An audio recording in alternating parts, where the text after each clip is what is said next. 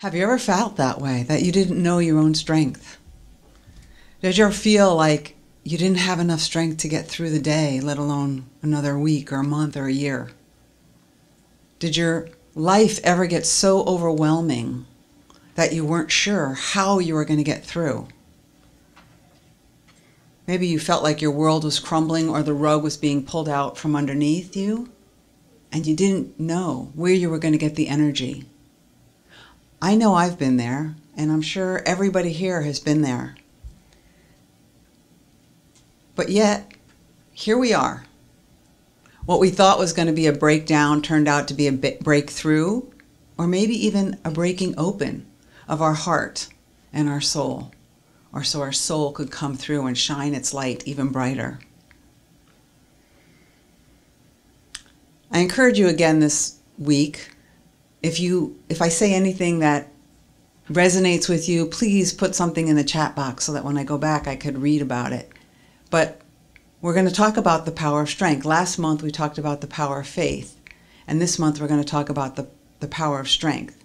And that meditation I just did came from Unity Worldwide Ministries website, because this year they're doing the theme of the 12 powers.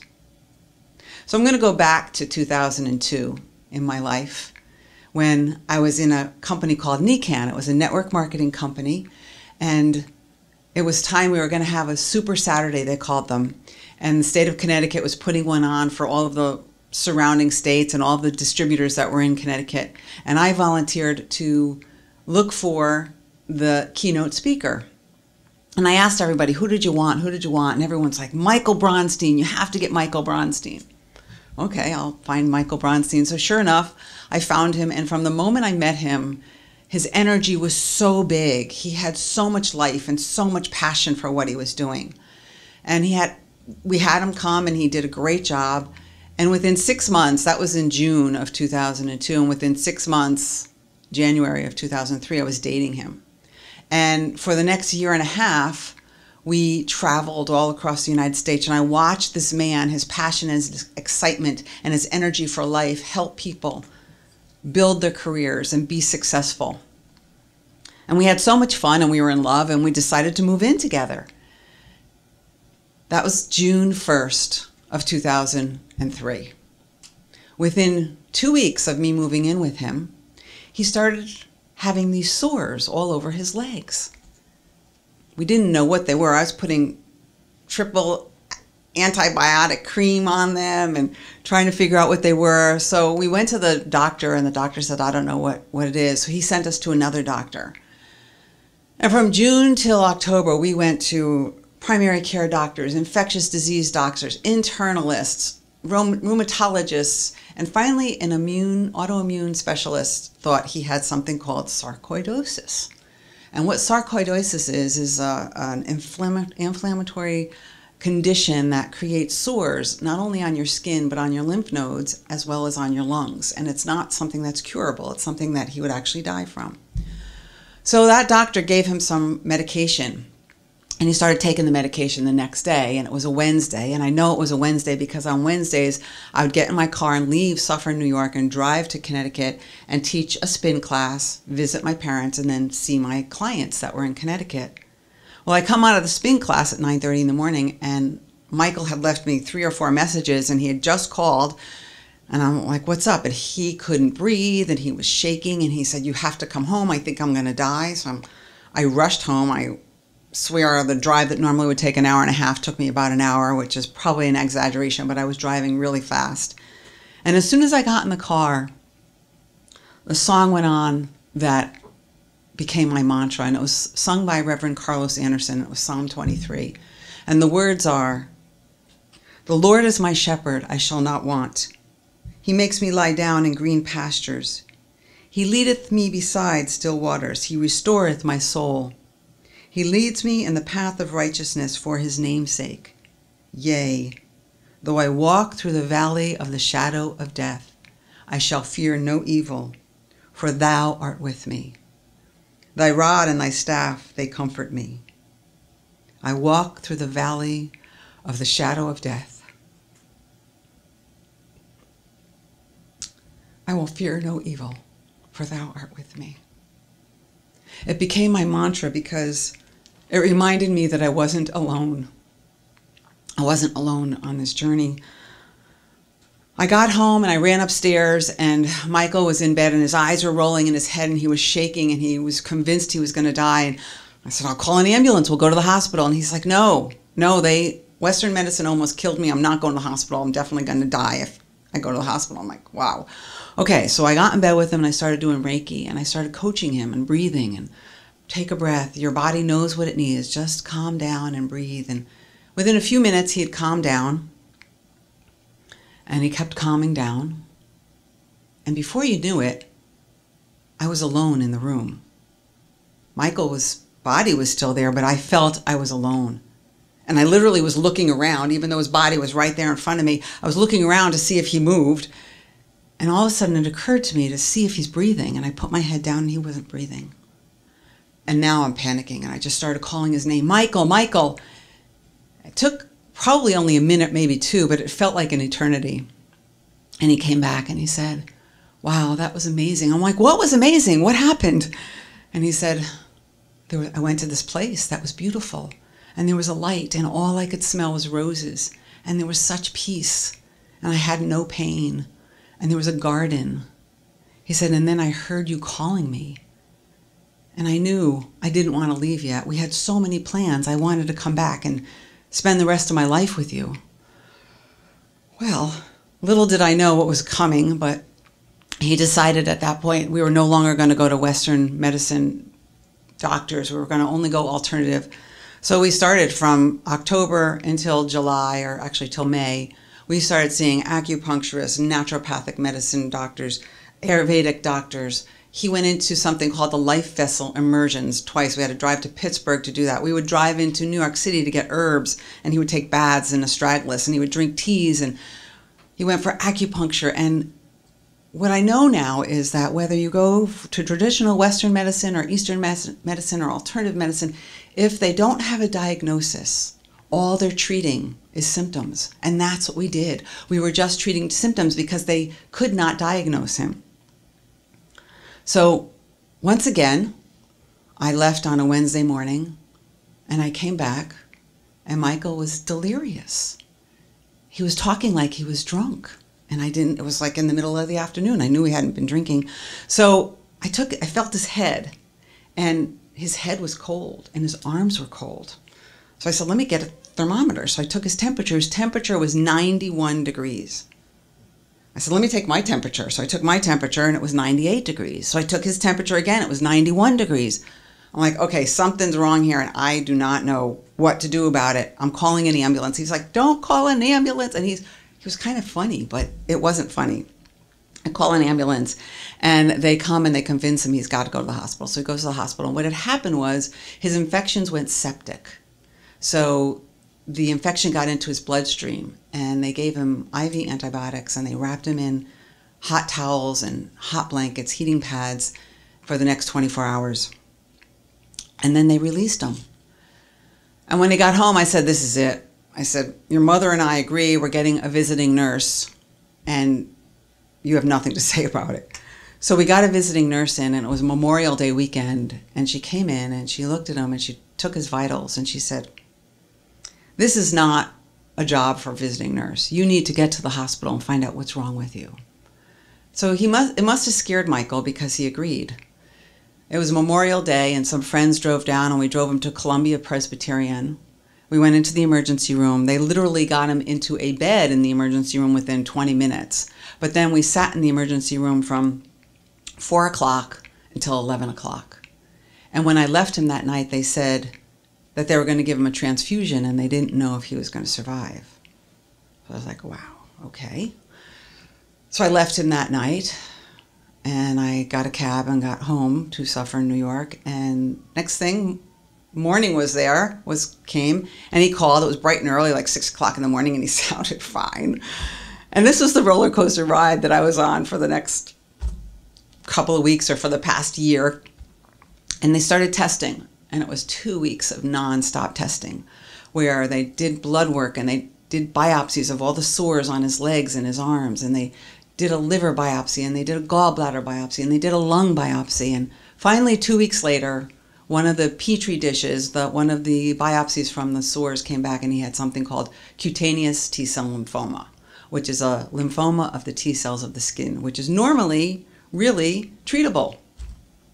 But because Michael was sick for so long, they had to do a really intensive chemo protocol, which he went on chemo for 5 days, and then they were going to give him 2 days off and then another 5 days. And he wanted out of the hospital. So they agreed, and they said, okay, you could go to rehab and then do outpatient chemo. So he went to a rehab not far from our house. So I no longer had to go into New York. And he went to a rehab place in Suffern, New York.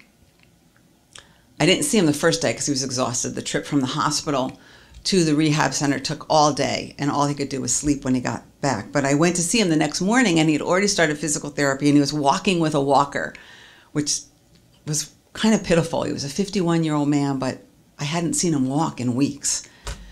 It had gotten to a point where there were times I literally was lifting him out of the car for him to walk, and he had to hang on to me to walk. So I was really excited, and I went back that night, and he was in bed, but he had a bedpan. He needed a bedpan, and he didn't have the strength to move the bedpan, so it tipped, and he was laying there, and he ended up falling asleep. No nurse came or anything, and I was just like, oh my God. He's laying in his own waste, and he's got sores on his legs, and I knew this was not the right place for him. So I went and got the nurse. I said, you've got to clean him up, and I waited until he was cleaned up. And I left him again that night, and I went home, and I said, Spirit God, please help me get him out of there. And the next day I went for a walk, and I said, just show me a sign. And I went for a walk, and I saw something jump into a lake. Didn't know what it was, and I'm looking, and this woman comes running up to me. What are you looking at? She said. I said, I don't know. Something just jumped into the lake, and it's not coming out, and I hope it's not drowning. So she grabs my hand, and we run into this. It's private property we're running into it. We're looking, we actually bang our heads together, and it turns out it was like a really big fish. And we start laughing that it was a fish that brought us together. So she asked me my name. I told her my name, and I asked her her name. Her name was Jane. And I said, what do you do? She said, I'm a coach. I said, like a personal trainer coach, because she was jogging. She said, no, I'm a spiritual coach. I was like, wow, I just prayed for you. And I told her what happened. And she said to me, I will never forget, she said, you demand Michael's guides and angels to do whatever it takes for him to get out of there. But know that that might mean it's time for him to go home. I said, okay. She says, no, I don't mean home here. I mean go home to God. I was like, wow. I said, not only are you asking me to demand his guides and angels, like I was raised Catholic. When I wanted something from God, I got on my knees and begged. I did not demand anything. So I said, well, I prayed for this woman. She showed up. I'm going to do what she says. And that's what I did. I demanded Michael's guides and angels to do whatever it took. The next day, when I went to see him at the rehab center, he was shivering. He was cold. His eyes were rolling in his head. The infection went septic again. And I said to the nurse, we need to get him out of here. She said, well, I called the doctor. I said, call an ambulance. We need to get him out of here. So they got him out, and they took him to Good Samaritan Hospital, another hospital that was right near me. And the next week was really difficult. He wasn't getting any better. But Jane, who showed up that day, was seeing me every day, and she was coaching me, and we were doing rituals, and she was helping me on how I could help Michael. And finally, she said, come on, it's time for us to go see Michael. And we snuck our cat into the hospital, and we had a great visit. We were there for a couple hours, and we were singing and reminiscing and having great conversation. And then I had to take Jane and the cat home. So I did. And when I got back that night, I brought him a sandwich, and he had an oxygen mask on again. And I said to the nurse, what happened? And she said, well, he had a long day, and after you left, we washed him up, so he's just tired. And I ended up staying that night until about 9 o'clock. He never did eat. And as I was leaving, I'm down the hall by the nurse's station. I hear him say, I love you, babe. I went home. I was exhausted. I passed out. And then the phone rang at 2:30 in the morning. It was the call. You know the call. The call that we get when someone we love is in the hospital. It was 2:30 on July 17th. Michael had succumbed to his disease. His heart gave out. And I had a sense of relief and release. And then I just was grieving. and I sobbed. And it was another 2 years of a journey of finding the strength to go on, to start over. But today, I can tell you, I know that strength came from the power of strength within me. The power of strength that's found in the small of our back, that's represented by the color green, like a spring green. And that's represented by Andrew, the apostle. Charles Fillmore, co-founder of Unity, saw these 12 powers that we all have. They're innate in us. He saw them as ways that when we develop these qualities, they're going to help us lead a life of living in the kingdom of heaven here on earth. We're living from that Christ consciousness.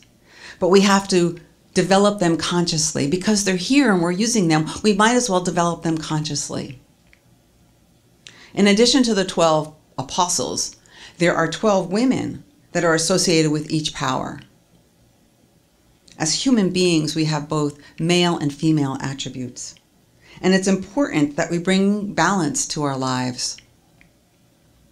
We broaden our perspective, and we see things from the non-dominant energy in order to find wholeness in our lives. The yin aspect of the power of strength is resilience. The power of strength is really represents the energy of God. It's freedom from weakness. It's the power to withstand temptation. And it's stability of character and capacity to accomplish. Strength and resilience are physical, emotional, as well as spiritual. And the habits of spiritual strength are stability, courage, and tenacity. The stabilizing habit anchors us securely in the truth of our unlimited source of calm, safety, and balance. Emotional strength gives us the power to stop and breathe and not just react. And that's what Psalm 23 did for me. It helped me to stop and breathe and remember I wasn't alone. Some people use the serenity prayer. Spiritual strength is our capacity to stand undaunted in the midst of shifting circumstances. I was in shifting circumstances moment by moment. To stay the course, but to also be flexible to respond to situations presenting themselves moment by moment. I had to have the physical strength not only to sometimes pick Michael up physically, but also I had to have my immune system really strong so that I didn't get sick in that year and a half of being at that stressful level. Because when we're stressed, our immune system isn't exactly working the best that it could. One day I actually walked into Michael's room, and it was the first time I saw him with an oxygen mask on. And there was a part of me that just wanted to fall to my knees and sob. But there was this other part of me that said, just keep walking. He needs to see that you're strong. And I just kept walking. And it actually wasn't till a year later that I remembered that day. My strength kept me going. Strength is the ability to practice spiritual principles in all areas of our life. It allows us to see the world as a place of inclusion, a point of inclusion, instead of comparing ourselves, instead of saying good or bad, better or worse.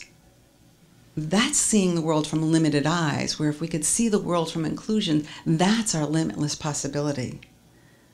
Spiritual strength is the ability to stand in who we are and allow others to stand in who they are, and even be curious about who they are, whether they think like us or not. Sometimes spiritual strength is needed for us to keep our mouth closed when we see somebody that we love about to do or say something that's going to hurt them. Emotional strength is the ability to tap within and ask, what is mine to do here? Then we have the habit of courage, which is the ability to proceed boldly. I had only dated Michael 18 months when I moved in and he got sick. And many of my friends, when they heard how sick he got over a couple months, were like, you really don't need to stay. You're not married to this man. And I did need to stay. There was something, I loved him. I didn't want to leave. But that took courage to say, I'm going to stay, when I knew I didn't have to stay. And then when I called for Jane, and she showed up, and she told me to do things that were really demand his guides and angels. Then I thought about it. I said, well, in the way I was raised in the Catholic system. I was actually living in sin, so I figured, what else have I got to lose? I mean, I wasn't married to the man, so I said, well, I'm going to do it. It's going to help. Then we have courage. Courage in every day can be baby steps or can be bold steps. Courage can be found when we have to face a coworker who took credit for innovation that we brought up. Courage is when we have to bring something up to a loved one that we're not comfortable about or call them out on something. Courage is when we decide to live in authenticity and integrity every moment of our life, to show up, to be the best that we can be when other people see it differently, but we're going to say, no, this is what I believe, and say it anyway. Bold, inspired courage stems from spiritual strength and makes for a thrilling life experience. And it could mean anything from driving a race car to jumping out of a plane to bungee jumping, or deciding that I'm going to live life joyfully, meaning from the pure and simple delight of being alive. That takes courage, because sometimes being alive isn't so joyful, but we could choose to see it that way. Then we have tenacity. Tenacity is to be determined, and it provides staying power. Michael and I were tenacious in looking for a cure to help him be better, and I was tenacious in my optimistic outlook, no matter what. One time, you've heard that snakes, when they get bigger, they shed their skin. So at one point towards the end, Michael's skin from his legs was actually peeling off. And it was because his legs were so swollen. But I looked at them and was like, Michael, you're getting new skin. You're getting better. My friends were like, oh, Theresa. But it's what I needed to do at the time. Tenacity in everyday life is required to be your authentic representation of God expression. We have many examples of tenacity in people like Thomas Edison, who made 1,000 unsuccessful attempts to create the light bulb. We have Olympic athletes that keep breaking records, and that takes tenacity. The feminine aspect of strength is resilience, and it's represented by Mary Salome. She's the mother of the sons of Zebedee. She's Mother Mary's sister. In Luke 8, she goes with Mary Magdalene on Sunday morning to the tomb to anoint Jesus' body. She represents the soul clothed in wholeness, soundness, love, peace, and truth. Physically, resilience is keeping on keeping on. It's also having multiple interests and finding time for all of them. To be of assistance to someone else. So that's where my resilience I was pulling from. To make a commitment and keep it. Emotionally, resilience is to know what we're feeling when we see somebody else saying or doing something, and then having the courage to ask, what is that bringing up in me? What is mine here? It's the mirroring that belief is holding me back. And where do I need to do my own healing there? Spiritual resistance is to be with what is happening without needing to control it or change it. It's the ability to walk in the darkness and not get lost. It gives us the ability to hear what another has to say, even when we disagree. And we could do this without changing our mind or trying to change their mind. It also has the power of curiosity in it. I wonder what is unfolding here. How is God showing up in this situation? What is Spirit asking or telling me to do?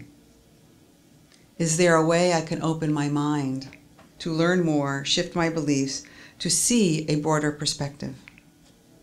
Resilience allows us to have compassion for ourselves and for others. Spiritual strength and resilience are the powers to push us forward. They have the capacity to stretch us beyond our limited ideas of what we can do. So my question is, what are the thoughts of limitation that hold you back from reaching your desired goals?